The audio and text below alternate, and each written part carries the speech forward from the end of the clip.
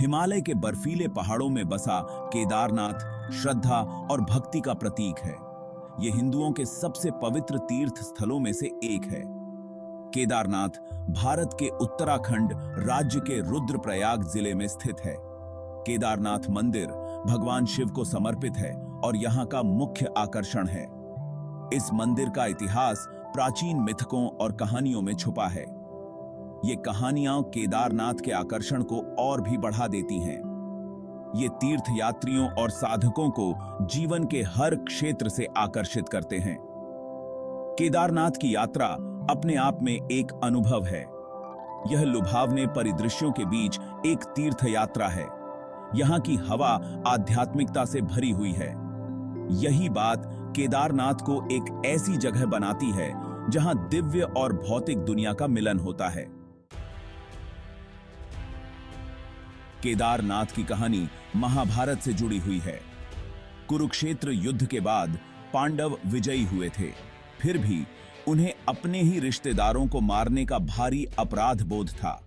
उन्होंने अपने पापों का प्रायश्चित करने के लिए भगवान शिव से आशीर्वाद मांगा। हालांकि शिव को ढूंढना आसान नहीं था। उन्हें पांडवों की क्षमा की इच्छा के बारे में पता था, तो उन्होंने खुद को एक बैल में बदल लिया और हिमालय में छिप गए। पांडव अपनी तलाश में अड़े रहे और शिव का पीछा करते रहे। भीम, पांडवों में सबसे ताकतवर, ने एक विशाल बैल का रूप धारण किया। उसने शिव को भागने से रोकने की कोशिश की। जैसे ही भीम ने शिव को पकड़ने की कोशिश की, बैल जमीन में समा गया। उसके शरीर के अलग अलग हिस्से 5 अलग अलग जगहों पर प्रकट हुए। ये स्थान पंच केदार के नाम से जाने गए। केदारनाथ में शिव की पीठ जमीन से निकली थी। यहीं पर आज केदारनाथ मंदिर स्थित है। पांडवों ने इस दिव्य कृत्य को देखकर केदारनाथ में एक मंदिर बनवाया। यह शिव का सम्मान करने और उनकी क्षमा मांगने के लिए था। पंच केदार मंदिर हिंदुओं के लिए महत्वपूर्ण तीर्थ स्थल हैं। वे भगवान शिव के विभिन्न पहलुओं का प्रतिनिधित्व करते हैं। केदारनाथ मंदिर की असली उत्पत्ति रहस्य में डूबी हुई है। किंवदंतियों का कहना है कि मूल मंदिर पांडवों द्वारा बनाया गया था। दूसरों का मानना है कि यह राजा जन्मेजय का काम था। वह महाभारत के अर्जुन के परपोते थे। ऐतिहासिक साक्ष्य बताते हैं कि मंदिर एक सहस्राब्दी से भी अधिक समय से अस्तित्व में है। इसका उल्लेख प्राचीन हिंदू ग्रंथों और यात्रा वृत्तांतों में मिलता है।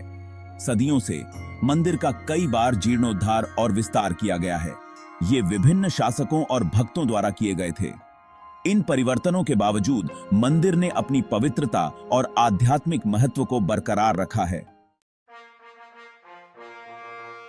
8वीं शताब्दी के हिंदू दार्शनिक आदि शंकराचार्य ने केदारनाथ मंदिर को पुनर्जीवित करने में महत्वपूर्ण भूमिका निभाई। उन्हें केदारनाथ को 12 ज्योतिर्लिंगों में से एक के रूप में स्थापित करने का श्रेय दिया जाता है। यह भगवान शिव के सबसे पवित्र निवास स्थान है। आदि शंकराचार्य ने मंदिर के अनुष्ठानों और परंपराओं को भी स्थापित किया।